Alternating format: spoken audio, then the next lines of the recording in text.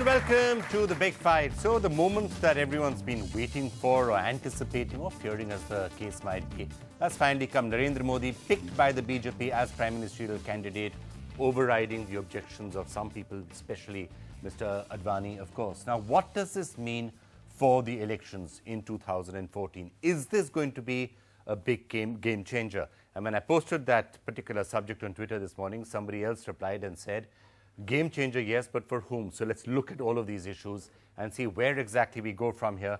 What does Narendra Modi's naming as prime ministerial candidate for the BJP mean for the elections and for the country? And joining us from Gujarat, Devang Nanavati. Devang, fantastic to have you with us. You've been talking, and in a sense, about the fact that Mr. Modi is the right candidate for quite some time. So it's great to have you on the show right now. Joining us from Delhi, Dr. Abhishek Singhvi, who no doubt will have an absolutely the opposite viewpoint. And joining us from Bodh Gaya in Bihar, Pawan Verma, who's now advisor in culture and information to Mr. Nitish Kumar. So thank you all for being with us. Here in the studio, we have Vikas Pandey, who's a social media activist for Narendra Modi. Mr. Modi, of course, has massive following on social media. And you run one of those pages. I support Modi, right? I support Narendra Modi. I support Narendra Modi. So it's on Twitter and it's on Facebook, and we'll be asking you how all of those various handles are actually doing for Narendra Modi. Mohammad Adib is the former president of the Aligarh Muslim University. He was one of the people who led to that campaign, the letter campaign to the United States, not to give a visa to Narendra Modi, and his views therefore are equally clear. You've got a range of people representing media in the various categories. So we've got Arun Anand here, who's a senior journalist who feels that Modi's anointment will help the BJP, and he thinks it's for that reason a good thing.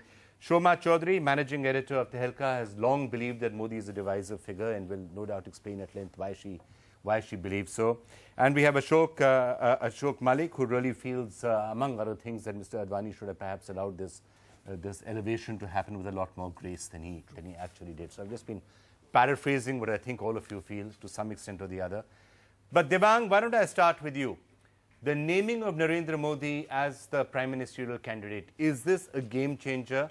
And do you really believe that this is what takes the BJP to power in 2014? Game changer started once Mr. Modi, secured his place in Gujarat and started speaking on national issues. So I don't think that this particular moment is a game changer. That process had already started, but this is now the final seal of approval. It's finally done. The formal anointment is done. The engagement was done. Now the marriage ceremony is completed.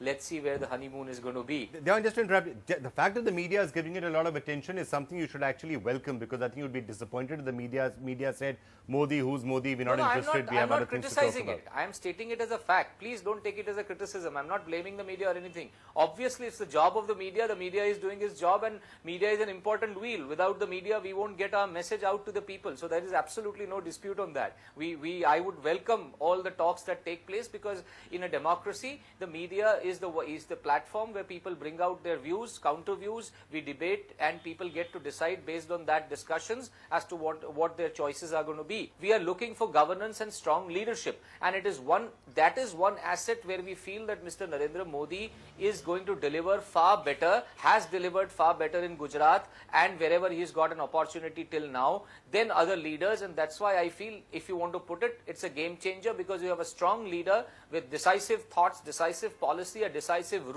map route for India. Now, you may agree with it, you may not agree with it. Every political party has certain political baggage, and there are views on that baggage where some may agree with it, some may not. But the fact of the matter is that I had kept on saying that Narendra Modi cannot be ignored on the political scene as one of the tallest leaders in India.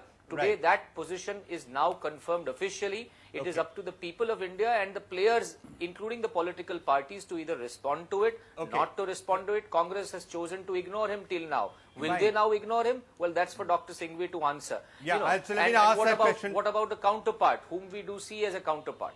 Okay. So let me throw that to Abhishek Singhvi. I think to suggest that the Congress is mesmerized, spends all its time doing Modi stargazing or thinking of rebuttals to Modi's ascension or dissension within his own party is a cardinal mistake. This is ultimately a matter for the BJP, possibly the NDA and Mr. Modi.